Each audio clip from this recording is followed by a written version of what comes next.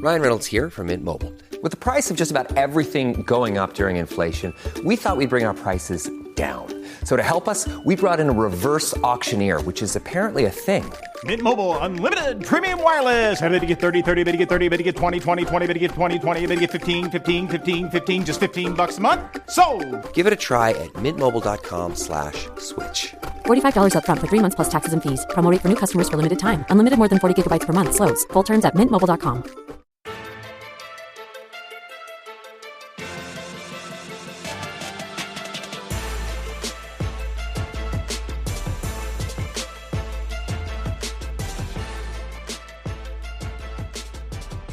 Well, the style techniques that you're going to get from those two styles of defense are going to be completely different.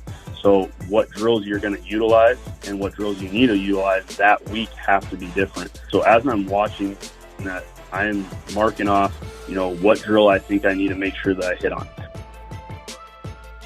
In this episode of the Coaching Coordinator Podcast, Loren Endsley, the offensive line coach at Minnesota Duluth, stresses the importance of a comprehensive drill catalog in enhancing player development and performance. By analyzing postseason performance, customizing drills to address player needs, and aligning with team strategies, you can optimize player readiness and competitiveness throughout the season. Tailoring drills to counter opponents' defensive tactics and fostering instinctive reactions in players are key strategies for maximizing in-game performance. Stay tuned for our Winning Edge takeaways following the interview. Hey, it's Kaylee Cuoco for Priceline. Ready to go to your happy place for a happy price? Well, why didn't you say so? Just download the Priceline app right now and save up to 60% on hotels. So whether it's Cousin Kevin's Kazoo Concert in Kansas City, go Kevin, or Becky's Bachelorette Bash in Bermuda, you never have to miss a trip ever again. So download the Priceline app today. Your savings are waiting. Go to your happy place for a happy price. Go to your happy price, Priceline. As we head into the time of the year where we're getting ready for camp, where we're kicking off camp, taking a look at how we organize and utilize our drills, not just now, but how this progresses over the course of the season, is very important in how we develop our players over the course of the year. And joining me to discuss that, developing a drill catalog, how you use those things, even how you put it together, is the offensive line coach and run game coordinator at Minnesota Duluth, Loren Endsley. Loren, it's great to have you here on the podcast. It's great to be on. I've listened to you for quite a bit of time and just appreciate all the work you've been putting into the profession. Well, Loren, you guys had a lot of success last year offensively, top 25 in a lot of categories, run efficiency, pass efficiency. You guys did a great job. And a lot of that starts, though, with the things we're talking about right now. Understanding how to develop your players. And for you, you really frame this around your drill catalog and the way you put things together. And I would love to hear just how that starts for you. How do you start thinking about this as you approach? And some of this work has been done already to this point where we're at about August here, but your approach to putting this together. Yeah, I try to look at it from an analytical view and really try to see what are we actually doing, what blocks come up, all of those kind of things. So when I look at making a drill catalog, I put into play what are we asking our guys to do on a routine basis. So there's two main times I start looking at my drill catalog and try adjusting it, and that's after season, after spring ball. After the season, I really look at what is the percentage of our top runs? What are we running a lot of? And I kind of base my drill catalog moving forward on that. Air raid team compared to a 12 personnel wide zone team is going to have a very different drill catalog, and how they implement it's going to be very different. So I look into all those kind of things. So not only the run pass ratio and what is being ran, I also look into the gotta have it moments in games, because you might not be in a lot of third and longs, but you better be prepping your offensive tackles for that pass rush that they're going to get on third and long. So a little bit of mix of the percentages as well as those gotta have it moments. I try to create the drill catalog off that. And then as I'm looking at it from run scheme wise, I try to use as much of a same as approach as possible.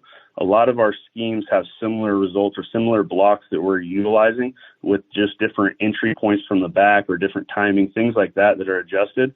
But a lot of the blocks can be the same. For example, our mid zone is a little bit more of a reach style mid zone. That's our base bread and butter. 32% of our run calls last year were mid zone, And then our outside zone that hits a little bit farther outside that uses a lot of the same principles, we ran it 20% of the time. So combined, that's 52% of our runs. So when I'm looking at a drill catalog, 50% of my drills should be around developing the drive reach, developing the hard cutoff, the climb at the second level on those types of run. And then I adjusted the teaching of that slightly based on the two different concepts, but there's a lot of same as. I don't have enough time to have completely different styles of each one of our run schemes, so that saves me a little bit of time as far as drill work is concerned. I also look at the situations that came up as the season happened. So I look at different situations that we have specific calls in, or maybe a specific technique.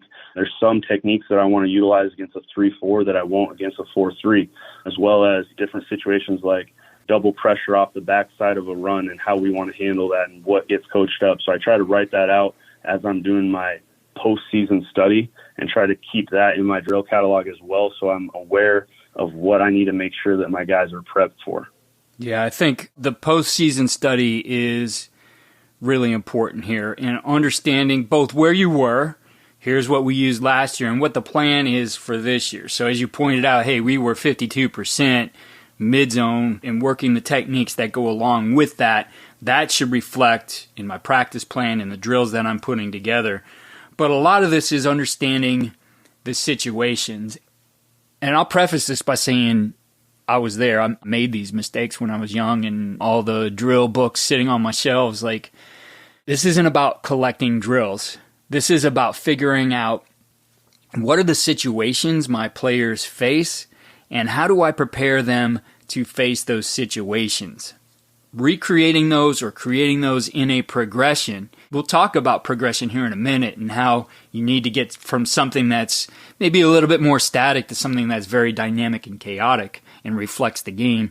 But putting things together to address those situations. So getting a little bit more granular than just that 50% and giving us some examples of, well, what are the situations that come up? How do I start to plan for those? How do I look to create drills and put them in my catalog that are going to address those things as they come up over the course of a season?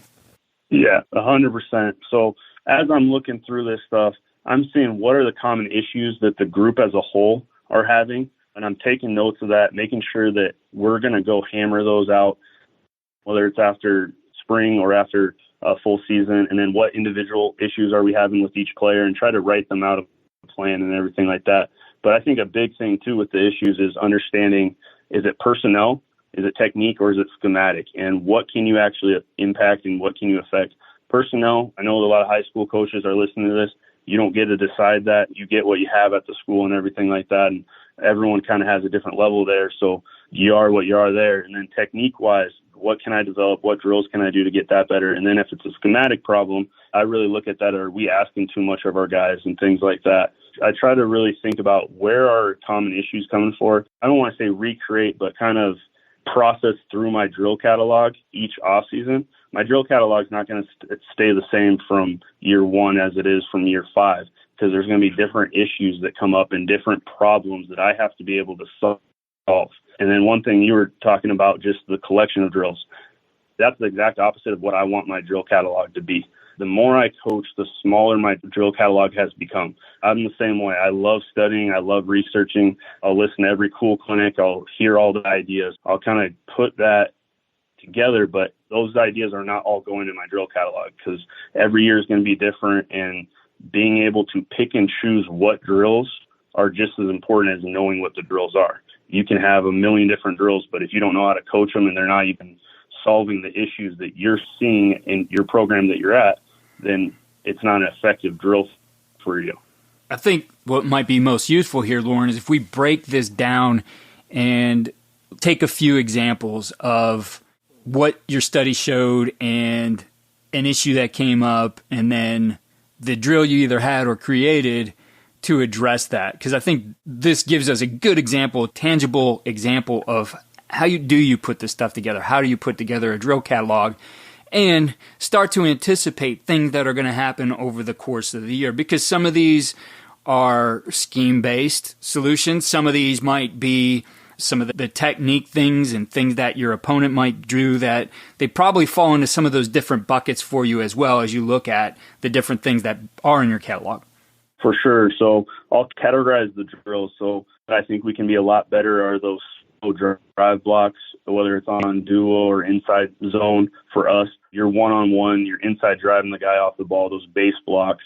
And I'll categorize the drill and kind of deconstruct what that block actually is, starting from stance to the footwork, creating force through the ground, the strike placement and landmark of head leverage, posture, being able to stick on the block, straining to drive, and handling movement. So I'll start with deconstructing the block, just like that with inside drive, is what am I asking my guys to do on that? And then what drill work can I utilize? So what I like to do is I like to start in a controlled setting and give the players the chance in that controlled setting to really learn what it should be like. I try to create a defined setting for them, and then we work into advance. So for instance, on a drive block, I'll start with fit to finish drills. So they're locked up and it's the perfect placement. Your head's up, you got your feet behind you, all those great things. You're on your insteps, your elbows are pointed down. You're in the perfect position so that they can feel what that perfect position feels like. So I have a couple different fit to finish styles of drive blocks and maybe different starting points and things like that. But I'll start there and then we'll progress from there to footwork style drills. So we do a step drill where they're doing 1, 2, and then all the way through. Keep progressing as we go. We do a drill called Own Your Angle, where you're firing off the ball. You can put a bag holder there in front of them for a defender or not. And then we'll start moving into some movement stuff. So now you have an inside drive on a guy, but he's trying to cross your face, and we call it carry movement, which as that defender is trying to cross your face, you're basically trying to stay on a vertical path and run your feet through him. We'll add in different things where you got to strain. So one of the big things is learning how to really have that knee drive and strain against a heavier opponent usually. So we'll do a couple different drills. One where we start fit to finish, but instead of just one defender, there's a second guy behind that one defender, and it's giving you added resistance. So you really now have to strain to drive your knees and push through there on the guy. So basically I'm trying to create that defined setting for my guys, and we work through it that way, starting from the basics of how it's supposed to feel, and we work through it. And then that goes into one-on-ones, where you can do one-on-ones in the run game as well. And now you have to react to what the defender's doing and how he's playing you. And then that can progress into pod work against the defense or half-line drills against the defense, and then that progresses into the team. So what I'm trying to do is create a defined setting for my guys and advance them into a chaotic setting where they have to react and change up what's going on based on the movement that they're getting. Yeah, that chaotic setting really is key to getting these guys to develop and perform exactly like it's going to be in the game. It's easy to define. We're taking these steps, we're working on this technique, and do exactly that. It's almost very robotic, but the way as we connect the brain and all the neurological with the actual things happening in this chaotic environment, things don't work that way on game day. I heard it described actually in a book called Transforming Basketball, where you're not like the Terminator who's going through and clicking through all of these options and then settling on one. Like, your mind doesn't work that way. You just wouldn't be able to process that fast. That everything within your body, the way it works, and your mind self-organizing to solve that problem in a very quick progression. And the only way to get that is to put them into a chaotic environment. The defined environment might help them understand and teach some of those things, but they have to be able to perform and make those decisions instantaneously as they're happening on the line of scrimmage.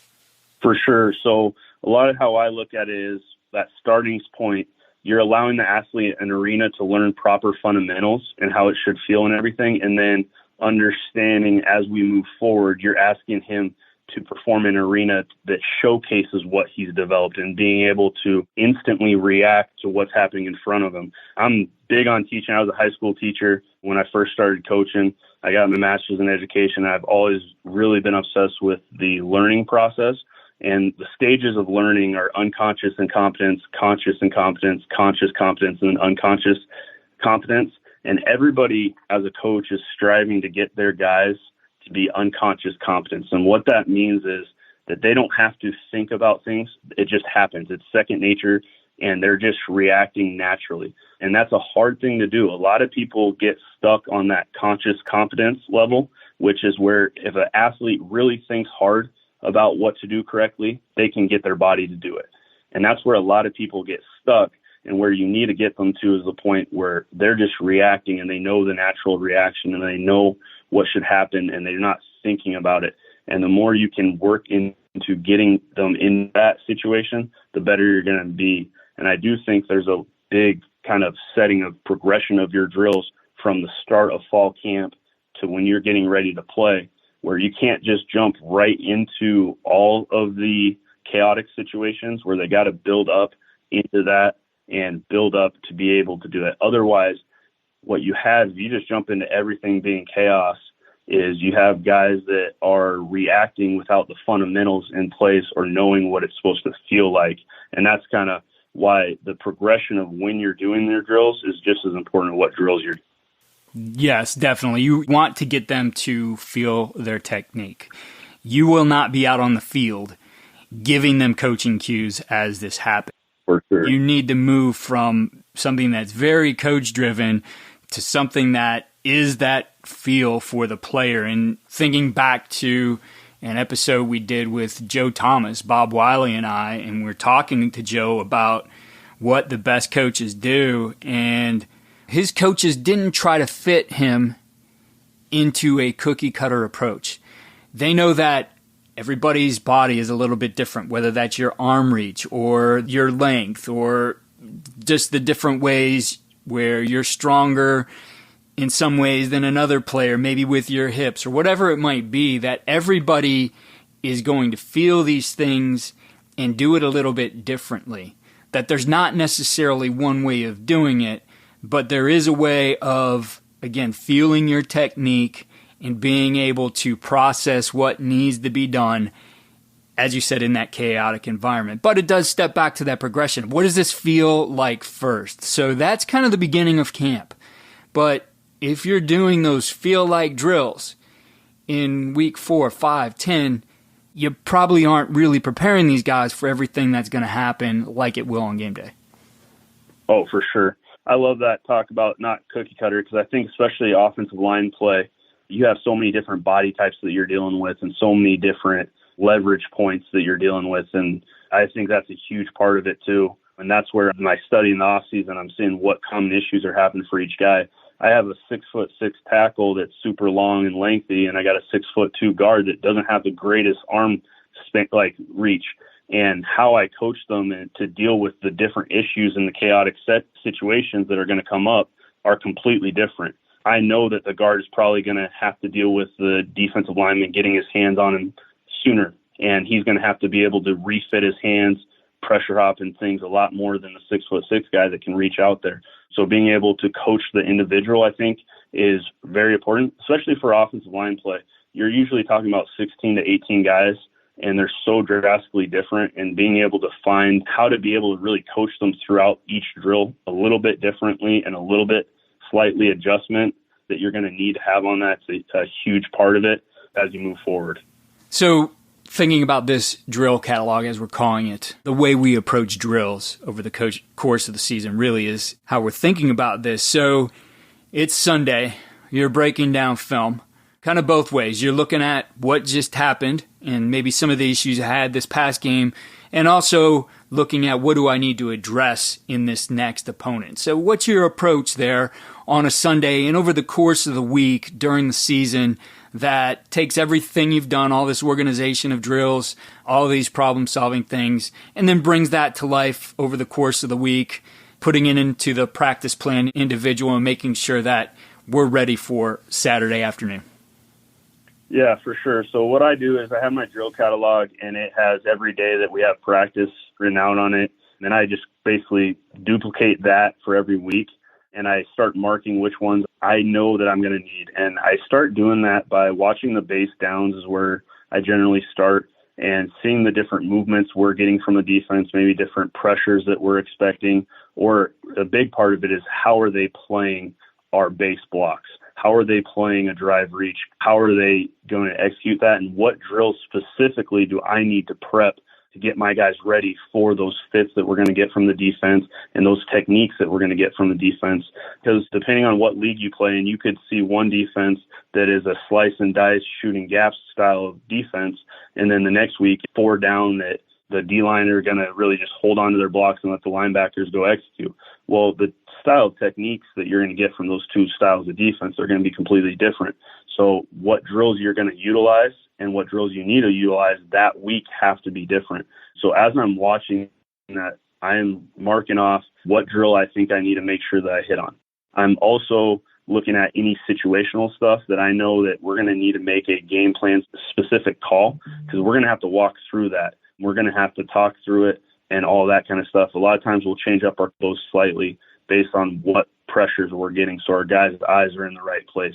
Things like that. As you're looking at it and you start getting into your third down study and you start seeing that, hey, they're a big stunt team or they're a big pressure team, you kind of figure that out. Are they going to try to go to an overload front and create a one-on-one and isolate your tackle opposite of the overload front? Or are they going to try to play a bunch of TX games or interior games? And that's going to change what drills I do that week, knowing what the style of defense and what that defense coordinator's kind of mindset is. Also, as I'm just going through the pass rush, if we're playing against a guy that's got a really good long arm or something like that, I'm going to put that in with my tackles that we're going to go long arm defense this week. If it's a guy that's a speed guy, we might work more angle sets, trying to really make sure that my guys are doing drills throughout that week that are going to get them ready for game day. And then also trying to make sure that when we're getting plays called in practice, we're getting the looks that we need and everything like that. I think is really important as you're going in the season is, like you said, we're no longer doing the fit to finish drills. We're no longer doing all the basics. Now it's really how chaotic is the situation going to be. Sometimes guys will just play up front with you, and that's great. But sometimes guys are going to want to move on you, and you got to be ready for that. But each week is going to be really different. So as I look at that, I start marking down what drills I need to make sure that I hit on. And then as far as just planning on an everyday basis, I think it's really important to understand how much time do you have and what can you realistically get done. And that's going to be different for every program, obviously, and it's going to be different based on the time of the year. The amount of indie time I have at the beginning of the year compared to halfway through the season compared to the last couple of weeks is drastically different. So I got to be able to really hit on the things that matter and know that I trust that I'm picking the right drills to make sure that we're utilizing it. One other thing is it's got to correlate with your offensive coordinator. That's one thing that I think is really huge for any offensive line coach is that they work hand in hand with the offensive coordinator's plan. So if he's a big base down on Tuesdays, then more of my basic blocks and how they play our blocks are going to happen on our Tuesdays, whereas Thursday is our third down prep. And I know we're going to get more games in stunt when we go against the scout team. Now all of a sudden I'm working a drive block versus a cross face, or I'm working a game pickup drill, and I'm picking and choosing through my drill catalog. I think the benefit of having a drill catalog, it's a lot less thinking, and you can just select the ones that you're going to need right there. So if you do all the work in the off season to build a good, solid drill catalog, now you're just picking and choosing where it kind of fits into those. Now there's always going to be very specific things that you need to do drill work wise to get ready for certain opponents. But for the most part, you've done a lot of your work in the off season to prep yourself to have an easy Sunday, Monday, as far as your indie time planning comes up. Loren, I appreciate you giving us that breakdown of how you approach drills and what that looks like from the off season all the way through a game week. And I think that's very helpful for our coaches out there. Certainly, best of luck to you and the Bulldogs here in 2024, and look to having you back here on the podcast in the future. Here are winning edge takeaways and ideas for implementation. 1. Develop a dynamic drill catalog. Coach Endsley emphasized the importance of creating a drill catalog that evolves over time. You should analyze your team's performance postseason and post-spring ball to identify the most frequently used plays and situations. This analysis helps tailor the drill catalog to address specific needs, ensuring that drills remain relevant and effective throughout the season. 2, emphasize situational and technique-based drills. You should focus on drills that replicate game situations and specific techniques. Coach Endsley highlighted the need to prepare for gotta-have-it moments, such as critical third down plays. He also stresses the importance of drills that develop fundamental skills like drive blocks, while adjusting techniques based on different defensive alignments and individual player characteristics. And 3, progress your drills from controlled to chaotic environments. To ensure your players can perform under game-like conditions, your drills should progress from controlled settings to more dynamic and chaotic ones. Coach Endsley discussed starting with basic drills that allow players to feel correct technique and gradually moving to more complex scenarios that mimic real game situations. This progression helps players transition from conscious competence to unconscious competence, where they can react instinctively and effectively during games. Be sure to visit coachandcoordinator.com and check out the 10% Toolkit, which highlights our partners and some of the offers they have to you as a listener. The link to that is in the show notes. Follow all we're doing at coachandcoordinator.com and follow us on X at Coach K. Grabowski.